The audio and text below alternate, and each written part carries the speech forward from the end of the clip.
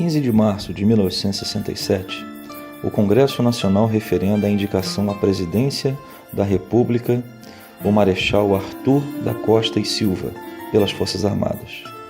Representante da chamada linha dura, era opositor ao grupo da Escola Superior de Guerra, do presidente anterior, Castelo Branco. O novo presidente, Costa e Silva, estabelece uma equipe desenvolvimentista. No Ministério do Planejamento, Hélio Beltrão, sucedido por João Paulo Reis Veloso. No Ministério da Fazenda, Antônio Delfim Neto, que foi o principal responsável pela alavancagem da economia no país. O grupo que comandaria a política econômica do governo até o final do mandato de Médici, em 1974, seria o responsável pelo chamado Milagre Econômico Brasileiro. Entre 68 e 74, o governo investe em 231 empresas estatais, entre elas a Vale do Rio Doce, a Petrobras e a Eletrobras.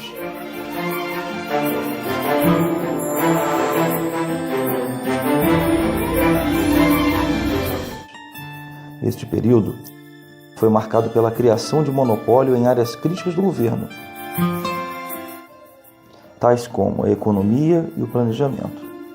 Entre 1967 e 1969, então, o Brasil já caminhava com uma estrutura econômica financeira diferenciada. Uma estrutura que possibilitava o crescimento do país, com inúmeras empresas estatais sendo fundadas na tentativa de preservar os bens essenciais da nossa nação, como, por exemplo, o minério, a extração do petróleo, entre outras coisas. E a parte financeira era blindada. Blindada de que forma? O número de bancos, a concessão para a abertura de novos bancos, ficou muito mais apertada, as regras ficaram mais rígidas e o número de bancos gradativamente foi sendo reduzido.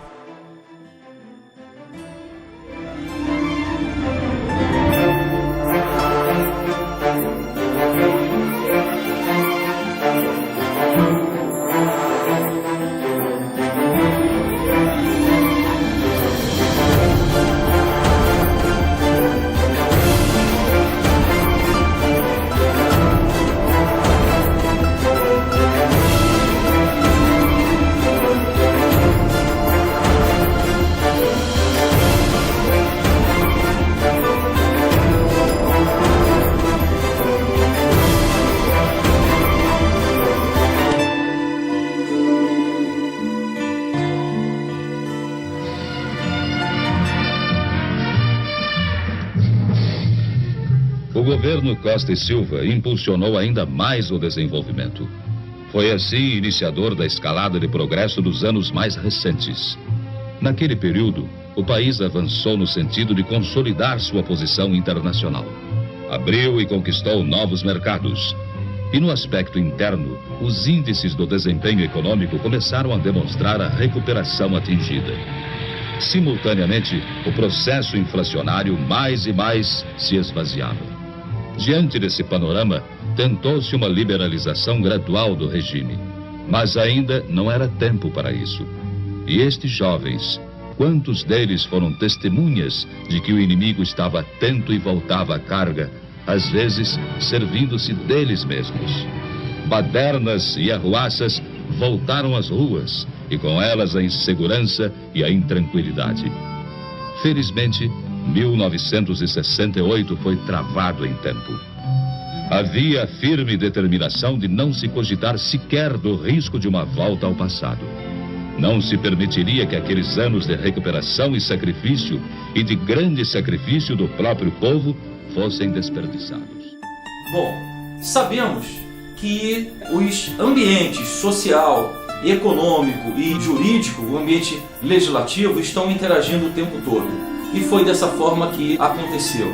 O país iniciou uma fase muito positiva na economia, com obras novas, construções promovidas pelo governo por todos os cantos. A questão do desemprego caiu, a inflação acompanhou isso e iniciava-se a partir de 1969 o período chamado de Milagre Econômico Brasileiro.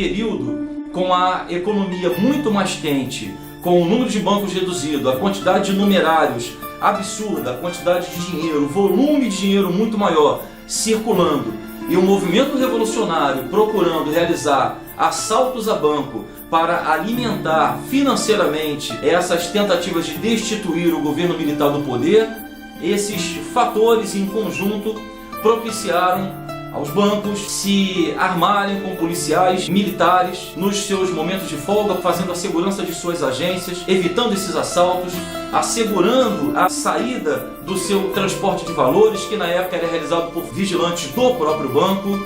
Então, todo esse cenário, com o aumento do número de assaltos a banco, com o aumento da circulação de numerários, com a economia funcionando positivamente, com o aumento da criminalidade, isso incorporou a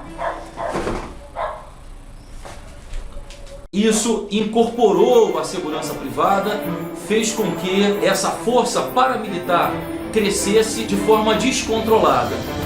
Ainda não existia uma legislação específica que conseguisse regulamentar esse segmento, colocar regras. Quem está entrando no segmento? Quem pode trabalhar nesse segmento? Quais são as empresas, os tipos de instituição que podem atuar nesse segmento? Qual será o alvo dessa proteção? Ainda não existiam regras, mas existia uma grande quantidade de pessoas armadas atuando na segurança dos estabelecimentos financeiros. Foi quando, em 1969, o governo decidiu publicar a Lei 1034, que regulamentava a segurança das instituições financeiras, criando a pessoa do vigilante e dando uma regulamentação, uma base legal para as empresas que iriam atuar na segurança desses estabelecimentos.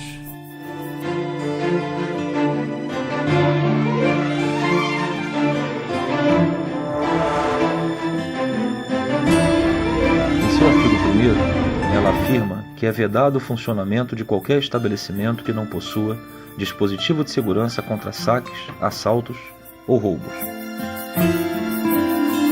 Em princípio, a Lei 1034 era voltada apenas para estabelecimentos financeiros. Veja o texto a seguir. Diz o texto que a lei dispõe sobre medidas de segurança para instituições bancárias, caixas econômicas e cooperativas de crédito e dá outras providências.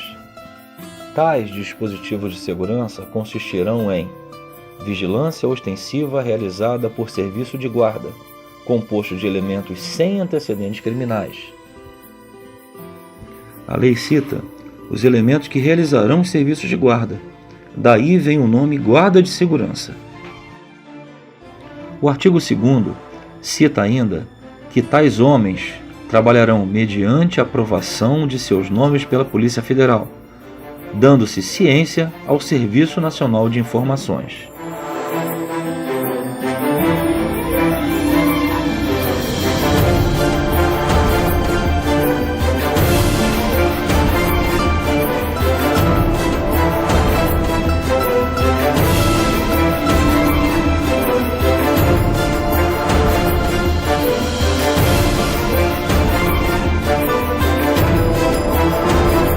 O artigo 4º diz assim: os estabelecimentos manterão a seu serviço, admitidos diretamente ou contratados por intermédio de empresas, os elementos necessários à vigilância, dando reconhecimento às empresas que prestam serviços de segurança. É claro que a Lei 1034, de forma muito reduzida ainda, vinha regulamentar essa atividade que nós sabemos que foi o embrião da segurança privada no Brasil.